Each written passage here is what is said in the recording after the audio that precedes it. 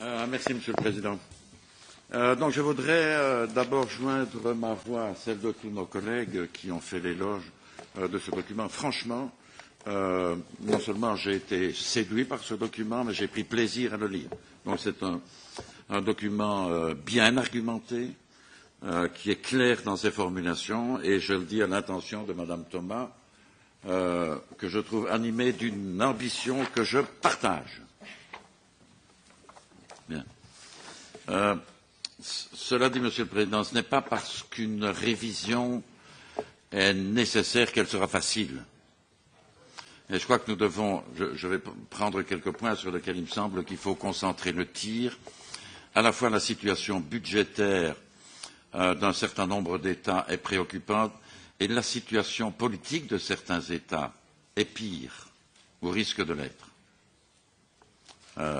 dans une échéance relativement brève si on suit attentivement ce qui se passe dans un certain nombre de pays. Cela dit, je pense que nos rapporteurs ont identifié très précisément et avec clarté les points sur lesquels nous devons nous concentrer. Ils en ont mentionné 6, la crise des réfugiés et la migration, le faible niveau d'investissement et la nécessité de soutenir les PME, l'emploi des jeunes, la sécurité intérieure, les problèmes du secteur agricole et les difficultés, sinon le drame dans le problème des paiements. Donc je crois que cette analyse-là a été faite et on peut partager totalement l'analyse qu'ils font des challenges devant lesquels nous allons nous trouver. Et je trouve qu'ils font aussi de très bonnes propositions, parfois que je voudrais un tout petit peu amender.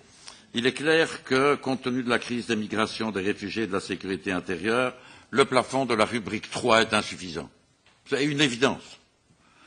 Il est clair aussi que l'aggravation de la situation dramatique dans certains pays pour les réfugiés va nécessiter des interventions plus grandes, ne fût-ce que sur le plan humanitaire. Donc, je pense que c'est important. Mais je me demande aussi pourquoi nous ne parlons pas de la rubrique, si on parle d'augmentation des plafonds, de la rubrique 1A. Si nous voulons véritablement demain honorer les engagements par rapport à l'EFSI, mais aussi soutenir ce qui est prometteur sur le plan de l'investissement et sur le plan économique dans l'ensemble de l'Union européenne, il me semble que la rubrique 1A, je ne l'ai pas vu mentionner en tant que tel, je vois M. Ulbricht qui regarde, mais peut-être que j'ai été inattentif. Donc ce point-là me semble extrêmement important. 2. Sur le plan des paiements, donc on plaide pour un véritable plan de paiement, mais on nous a déjà roulé à plusieurs reprises sur le plan de paiement. On nous dit qu'on va en faire un et on n'en fait pas. Et la Commission, chaque fois qu'elle vient devant nous, nous dit, vous savez, l'année prochaine, il n'y aura pas de problème des paiements, on sera à 2 milliards ou à 3 milliards, et on voit bien que la boule de neige va commencer à grandir, et que finalement, nous allons nous retrouver dans la même situation qu'auparavant. Alors, mon sentiment est qu'il faudrait que le dispositif pour améliorer la situation en matière de paiement figure expressément dans la révision de l'accord interinstitutionnel du 2 décembre 2013. Il ne suffit pas de bonnes paroles, il faut que le dispositif en tant que tel soit intégré dans le cadre de la révision de l'accord interinstitutionnel. Il va de soi que nous sommes d'accord avec la mise hors plafond des paiements des instruments spéciaux et, comme tout le monde, pour le maintien dans la caisse du Parlement du surplus annoncé. Nous avons aussi quelques autres idées, notamment sur le renforcement, qui ne figure pas expressis verbis dans le document, le renforcement pour l'alimentation des instruments de flexibilité. J'en avais dit un mot la fois précédente, mais nous pourrons faire des propositions et en discuter. Cela dit, dans la perspective de cette négociation, je pense qu'il nous reste 2 choses à faire. La première, avec les commissions compétentes, faire une évaluation aussi précise que possible des besoins supplémentaires dont nous aurons besoin dans les différentes rubriques d'ici à la fin de l'actuel cadre financier pluriannuel. On le voit bien s'esquisser, mais dans une négociation, il vaut mieux savoir au départ quels sont les besoins supplémentaires évidents auxquels on ne pourra pas échapper, une évaluation en tout cas. Et donc, il me semble que nous aurons une grande option stratégique à choisir. Quel est le mix de la revendication que nous allons formuler?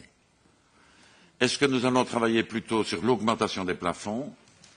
est-ce que, comme je l'entends dire beaucoup du côté du Conseil, nous allons travailler plutôt sur les instruments de flexibilité, à la fois l'accroissement de leur montant et, je dirais, l'assouplissement de leurs conditions d'utilisation, avec, par exemple, des revendications sur la manière dont les majorités pourraient être différentes à l'intérieur du Conseil de ce qu'elles sont maintenant.